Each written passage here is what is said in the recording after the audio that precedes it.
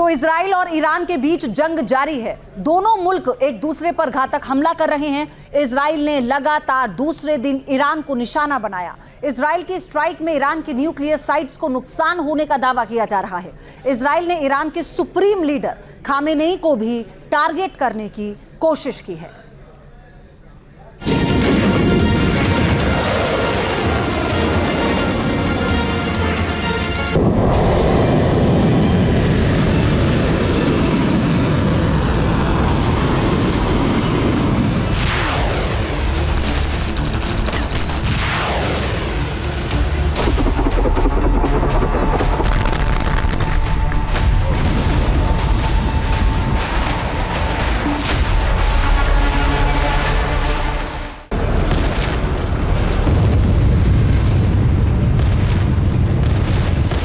Israel और Iran में भीषण जंग से मिडिल ईस्ट में बिगड़े हालात।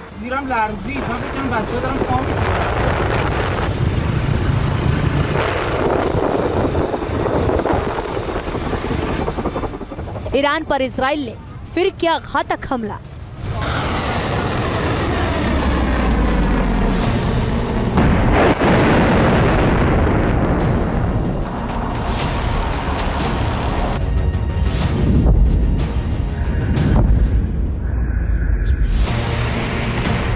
इजराइल के मिसाइल अटैक से ईरान दहला।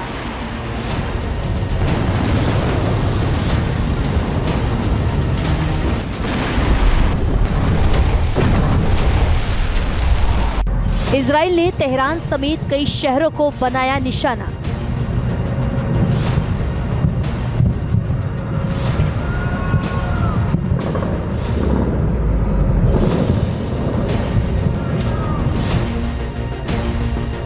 आईडीएफ की स्ट्राइक से ईरान में भारी तबाही हुई है।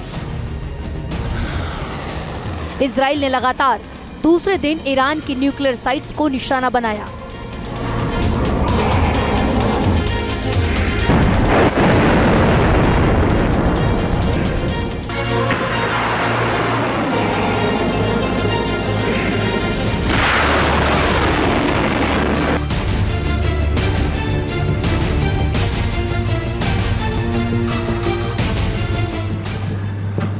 देर रात ईरान की ओर से दागी गई बैलिस्टिक मिसाइल्स के जवाब में इजराइल ने घातक प्रहार किया।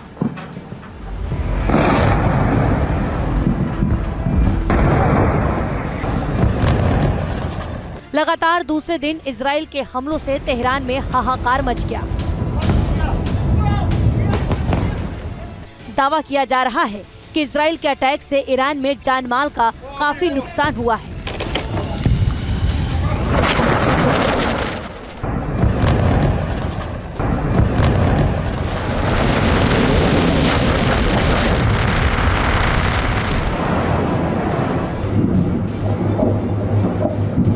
तेहरान में एयरपोर्ट के पास बड़ा धमाका सुनाई दिया।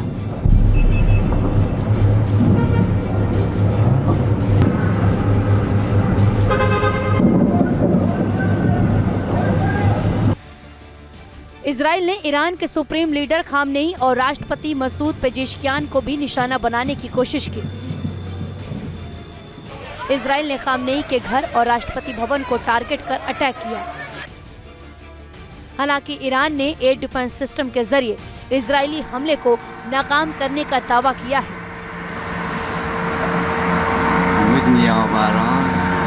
आईडीएफ ने ईरान के अज़दाबाद मिसाइल लॉन्चर साइट पर सटीक एयर स्ट्राइक की है। बताया जा रहा है कि देर रात ईरान ने इसी साइट से इजराइल की सीमा में मिसाइल्स दागी थी। इसलिए इजरायली एयरफोर्स ने टारगेटेड अटैक कर इस ठिकाने को नेस्तनाबूद कर दिया। इजराइल की बमबारी के बाद अज़दाबाद मिसाइल लॉन्चर साइट से धुएं का गुबार उठता हुआ देखा गया।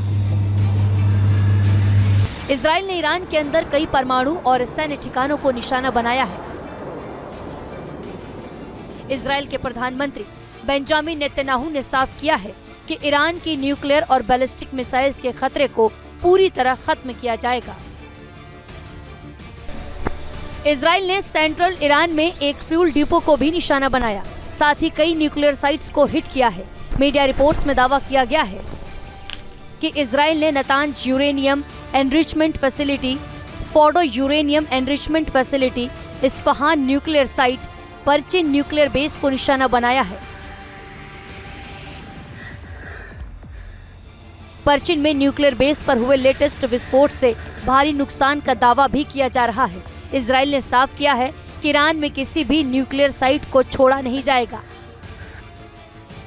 ऑपरेशन राइजिंग लॉयन लॉन्च करने का मकसद भी यही है। ईरान में न्यूक्लियर साइट पर किए गए अटैक के बाद तनाव काफी ज्यादा बढ़ गया है।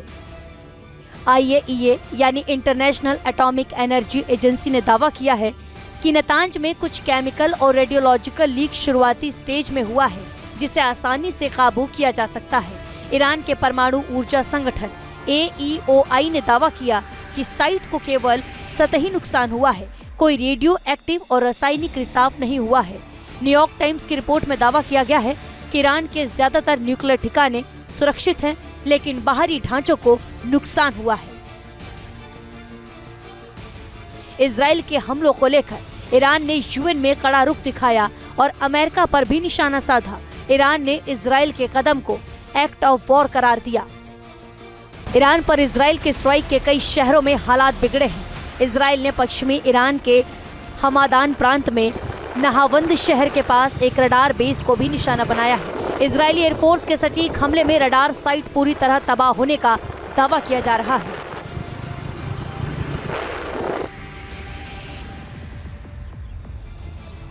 इजराइल ने जंजन शहर में ईरान सेना की 216वीं बख्तरबंद ब्रिगेड पर हमला किया। इस हमले में भी भारी नुकसान होने का दावा किया जा रहा है। नेतन्याहू के तेवरों से साफ है कि इजराइल फिलहाल रुकने के मूड में नहीं। मतलब साफ है कि मिडिल ईस्ट में हालात और भी बिगड़ने वाले हैं। वार पलटवार वाली इस जंग में कितनी तबाही होगी, इसका अंदाजा लगा पाना बेहद मुश्किल है। मगर इतना तय है कि ईरान और इजराइल की जंग ने पूरी दुनिया की टेंशन बढ़ा दी है।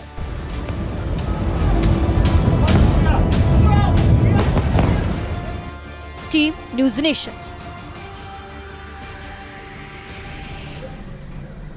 तो आप पहले ये भी जानिए कि पिछले 2 दिन में ईरान में कहां पर हमले हुए हैं और कितना उसे नुकसान हुआ है। तो पहले आप तस्वीर देखिए। ये जो तस्वीर है ये है तबरीज मिसाइल बेस की, जिसे ध्वस्त कर दिया गया है और अब इसका हश्र ऐसा है। यानी पहले कैसा था और अब इसका हश्र क्या हो चुका है, ये तस्वीर साफ तौर पर बता रही है। एक और तस्वीर आपको दिखाते हैं। ये जो है देखिए, पहले इस पूरे मिसाइल बेस को ध्वस्त करने में ईरान पर इजराइल की जो भीषण एयर स्ट्राइक है उसका नमूना आप देख रहे हैं। इसमें आप एयरपोर्ट भी देखेंगे, इसमें आप देखेंगे मिसाइल लॉन्च साइट भी आप देखेंगे, इसमें न्यूक्लियर जो ठिकाना था ईरान का उसे भी आप देखेंगे। और कैसे पहले यहाँ पर सब कुछ आपको देखिए, साइट्स नजर आ रही होंगी, बेस नजर आ रहे होंगे। और अब ये तीसरी तस्वीर आप देखिए, तबरीज मिसाइल बेस ध्वस्त जो हुआ है उसी की तीसरी तस्वीर अभी दिखा रहे हैं आपको हम। ये जो पूरा इसका सेंटर था ना, वो यहाँ आपको नजर नहीं आएगा। पूरी तरह से इसे नेस्तनाबूद कर दिया गया है। तो फिलहाल ये 3 तस्वीरें हैं जिनके जरिए ये पता लगता है कि इजराइल के जो हमले हैं वो कितने टारगेटेड है। और अब ये समझिए कि मिडिल ईस्ट में अमेरिका के सैन्य ठिकाने कौन कौन से, बहुत महत्वपूर्ण पहलू है। कतर है, कतर में अल उदीद एयर बेस दोहा के पास ये पड़ता है। क्या ईरान इस पर हमला कर सकता है, सवाल ये बना हुआ है। तो क्यों अहम है ये? मध्य पूर्व में अमेरिका का सबसे बड़ा सैन्य अड्डा है ये।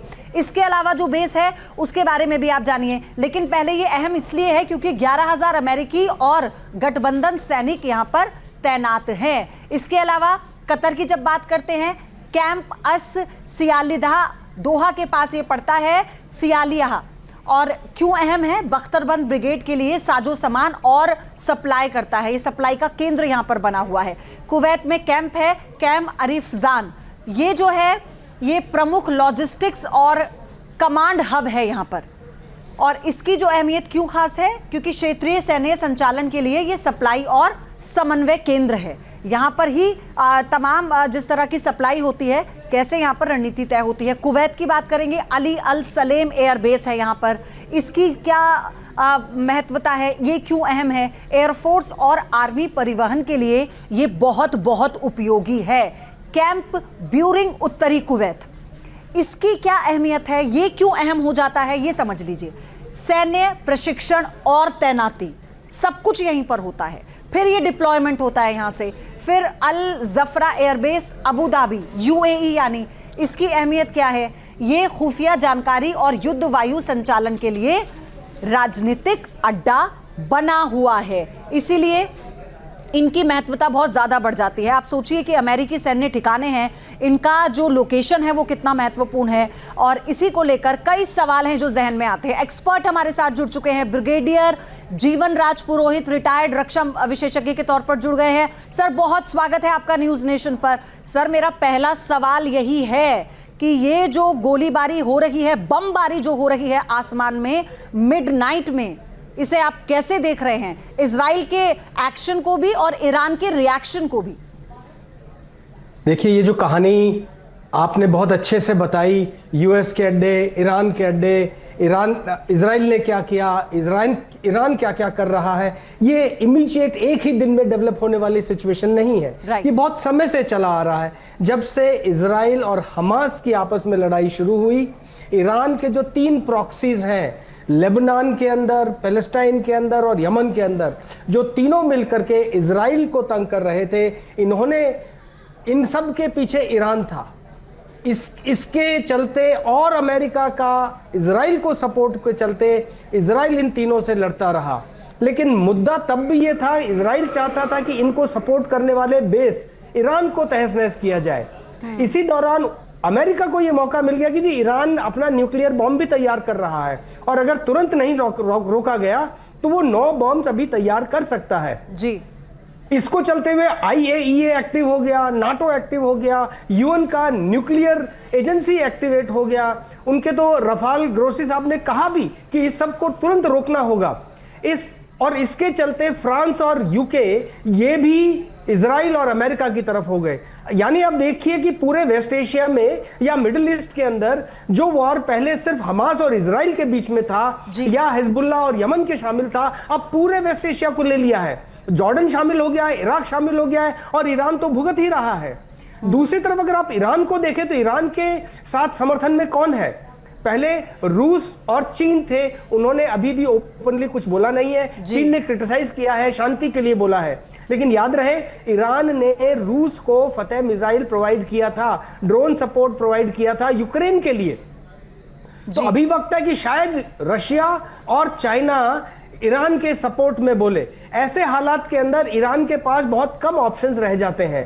तो जो इजराइल के एक्शंस हुए, उनके 6 मिलिट्री एयरबेस ध्वस्त हुए, इनके 6 साइंटिस्ट मारे गए, मिलिट्री सारे कमांडर्स मारे गए। सर, लेकिन अगर आप रूस और चीन की बात कर रहे हैं तो दोनों जितने ताकतवर देश हैं, उनका अगर सपोर्ट खुलकर मिल भी जाता है, मान लीजिए सिर्फ रूस का मिल जाता है जैसे आप बात कर रहे थे, तो ईरान उसमें भी फुदकेगा। उसके लिए भी वो होगा कि भाई रूस मेरे साथ है। क्यों? क्योंकि पुतिन और ट्रम्प का आमना सामना हो रहा है, तो यहाँ पर वो उसका फायदा भी उठा सकता है। मैं चाहती हूँ उस पर भी आप बात करें। और दूसरी बात ये सर कि अमेरिका के विदेश मंत्रालय की तरफ से कल ही ये साफ कर दिया गया था कि इजराइल के किसी भी एक्शन में हमारा कोई रोल नहीं है, लेकिन बैकडोर से जो वो रणनीति बना रहा है, क्या ये उसी का भाग था? क्योंकि मेरे पास समय कम है तो मैं अपने सवाल जल्दी और आप इसमें जोड़ती जा रही हूँ। सर, जॉर्डन के बारे में आपने बताया, जॉर्डन की भूमिका हमने देखी, और वहीं ट्यूनीशिया ने ऑफिशियल स्टेटमेंट जारी किया। सर, उन्होंने ये कहा कि ये तो संप्रभुता पर हमला है जो इजराइल कर रहा है ईरान के साथ। जी, ये आपके 3 सवाल है, तीनों सवालों को मैं पहले बारी बारी से लेता हूं। रूस अगर अभी इसके अंदर ईरान की सपोर्ट में आता है तो रूस पर नाटो ने अभी लेटेस्ट सैंक्शन लगाए हैं। ईरान ऑलरेडी बुरी हालत के अंदर है। ये दोनों मिलकर के भी अमेरिका, इजराइल और नाटो की ताकत के सामने ओवरऑल कमजोर पड़ते हैं। और इसको देखते हुए मुझे ये लगता है कि ईरान में सत्ता बदली का समय आ गया है कि ये लोग मिलकर के अभी पूरी सत्ता बदली कर देंगे। जी। दूसरा सवाल जो आपने किया कि इजराइल इसके साथ मिलकर के ईरान पर अटैक कर रहा है और क्या रोल होगा, तो वंस अगेन ईरान अभी इस पोजीशन में नहीं है। जितना उसके पास असला है वो फायर कर रहा है। कोई मुझे प्लान्ड अटैक्स नजर नहीं आते, सिवाय कि सिविलियंस के कुछ लोकेशंस में ईरान ने हमला किया, वहां नुकसान हुआ। बदले में इजराइल का मोसाद का एक्टिविटी, उनका एयरफोर्स का एक्टिविटी, और जो छद्म वॉर अमेरिका लड़ रहा है